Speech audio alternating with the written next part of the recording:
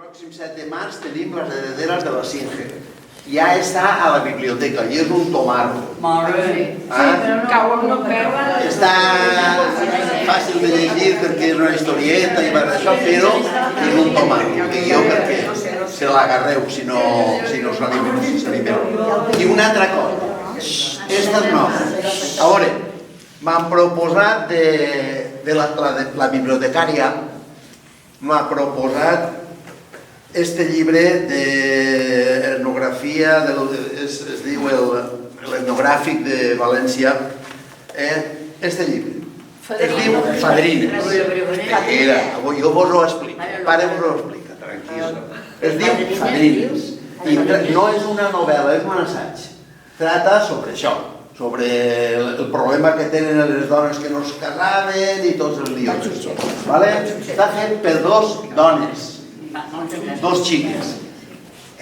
Jo li veig 3 gràcies, però reserve al final per que digueu tots sí o no.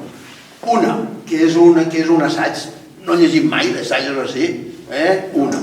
2, que les 2 xiques estes, és que no m'hi veig, filles meves. Raquel Ferrero i Clara Colomina, si els avisant en temps, que serà precís avisant en temps, poden vindre. Tot això, clar, potser ho diem i resulta que estan de moda o estan d'alguna cosa i no poden. Però, en principi, podrien vindre. I 3, disposen d'una guia de lectura, que jo me la passo d'internet i el que tinga ganes l'envia jo per correu. O li dic l'adreça i ho miro. Entonces, això. Jo, com no l'heu vista, jo ara faig això, i la passa aquesta xica. I mentre estem xerrant, la xica anirà passant tot. I al final de tot només hem dir sí o no, ja està. Perfecte. I això seria, en cas de demanar-la, seria pel 4 d'abril.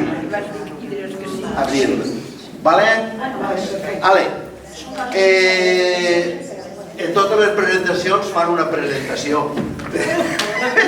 Però jo, el que no la conega, al final a l'acabar i la presente i jo trobo que ja estaria bé. Genial, jo crec que sinó que... Madame... Així que moltes gràcies per la lectura que heu fet, pel temps generós que m'heu dedicat a la vostra amiga. Jo encantada d'estar així. Vaig a molts clubs de lectura, on no conec la gent, però bueno, on vas sempre, no es coneixen, però bueno, és la mateixa gent. Habitualment són dones, habitualment són majors de 40 anys i més aviat jubilades, n'hi ha un home o 2, habitualment. I sempre d'interessos culturals, que són el mateix perfil i res, i naturalment encantada d'estar així. Jo què vol que vos diga? Si voleu que comencem responent a preguntes o aneu opinant o no sé. Comencem fent preguntes. Fem com sempre, tranquil·lament. Opinem cadascuna tranquil·lament. Si voleu alguna qüestió que em pregunteu... Vale, doncs començo jo. Ja que estic així, així no seguim. Jo suposo que quan tu has escrit això, el personatge d'Amina no existirà, el de Blanca tampoc existirà, però tu anomenes allí persones que sí que existeixen, com Manuel Sánchez Guarner. I jo, la pregunta que tinc és, el que contes d'aquestes persones, tot això és verídic? Tot això és real i això? Absolutament històrica. El que faig en la novel·la és barrejar la ficció amb un rerefons històric. Un rerefons històric d'una dona que naix el 1930 i que mor ara el 23, i és un perfil de dona més o menys intel·lectual, ha sigut advocada, i ha tingut passió per l'escriptura, passió pel valencianisme, i aprofita per a retratar una època i unes dones que jo pense que no estan literaturitzades. En concret, Blanca Miralles es basa en Beatriu Sirera, que ahí apareix com a personatge també. Apareixen escriptores contemporànies d'ella. En principi, jo volia que... En principi vaig voler fer alguna cosa per a homenatjar a Beatriu Sirera. I el meu personatge avançava en paral·lel i fins i tot dient Beatriu, el de Beatriu Sirera. Però com Beatriu Sivera per a mi ha sigut tan injustament tractada per la història, tan injustament tractada com tantes persones anònimes. Qui queda a la història? Qui queda? Quins noms queden? Doncs aquells que l'atzar, la fortuna, algú que quedaren. Però hi ha persones tan valuoses com elles que han fet tant o més o per al seu país, o per una causa, o per la humanitat, i han quedat com anònimes. En el cas de la literatura, a mi em va sorprendre, com es conèixer, farà uns 10 anys, només, uns 10 anys, que havia existit Beatriu Sivera, que havia escrit 9 novel·les,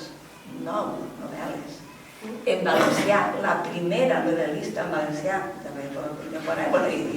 i des del tirant, perquè no hi ha algun novel·listes valencians, i que haver quedat així en l'anonimat em va sorprendre. Vaig saber que existia perquè em van cridar perquè formava part del jurat Beatriu Sivera de l'Ajuntament de València. Farà uns 10 anys. I vaig ser part d'aquell jurat i vaig dir, però qui és Beatriu Sivera? I em vaig saber d'ella, no? I jo havia quedat ahí i jo volia recuperar-la, rescatar-la.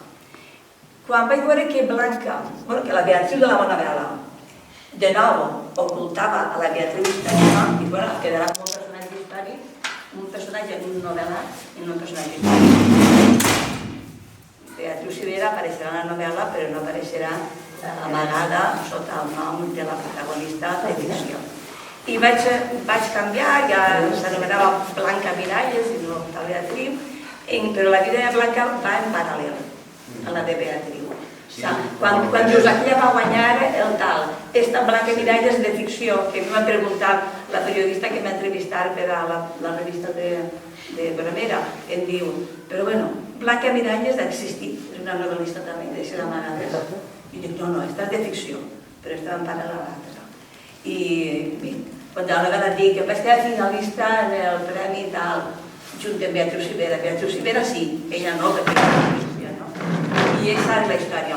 I el personatge, el que es conta de Lorra Penat, doncs és històric, el que es conta de Sánchez Guarner, la bomba Fuster, les cosetes que apareixen per ahir, forma part de la història, del rerefons històric. És que no és el mateix quan tu escrius un llibre de l'any 1500 i el 1500 el permetixes una sèrie de coses que seran veritat o no, però que ningú les sap. Però és així, pots trobar-te hereus, pots trobar-te impuls. Blanca Miralles és absolutament de ficció, però ja vos dic, és contemporània de Beatriu Sivera, de la mateixa edat, inspirat, passa dels mateixos esdeveniments històrics, el franquisme, la transició... La Beneito també és... Maria Beneito, el que conta Maria Beneito, això forma part de les seves memòries, que quan va acabar la guerra estava tan indignat, passava tanta fam i tal, que en algun moment va pensar en prostituir-se amb tantes altres dones, i que no ho va fer perquè no va donar el cas. Però va tenir parella com un home casat. Sí. M'ha estranyat que ho diguessis així, tan clar, però si va dir-ho ella en les seves memòries... Sí, era de domini públic i ella en les seves memòries, i entrevistes que li he fet, en entrevistes que he llegit jo, ella ho conta, no? És que jo crec que arriba un moment quan hi ha certa distància. Per què va passar? Diferents lectures segons les teves circumstàncies, i no les circumstàncies, sinó el temps en què llitges. El mateix llibre el llitges ara i d'ací X anys potser fas una altra lectura. O, no sé, destaques certes coses. Moltíssimes, en petits detalls, en tonteries, no tant amb el trobar a faltar el marit, que també, però em dir, sí, això a mi també em passa, però el que també m'ha cridat molt l'atenció, com diu Mari Carmen, és alguns moments que penso encara hauríem de passejar dintre d'uns dies per les valls, perquè serà el moment de trobar els cirerers. Ara ja comencem amb els ametllers, no? I tot aquest llenguatge, i després el que em va també sobrar, vostè vas anar amb una caravana o què?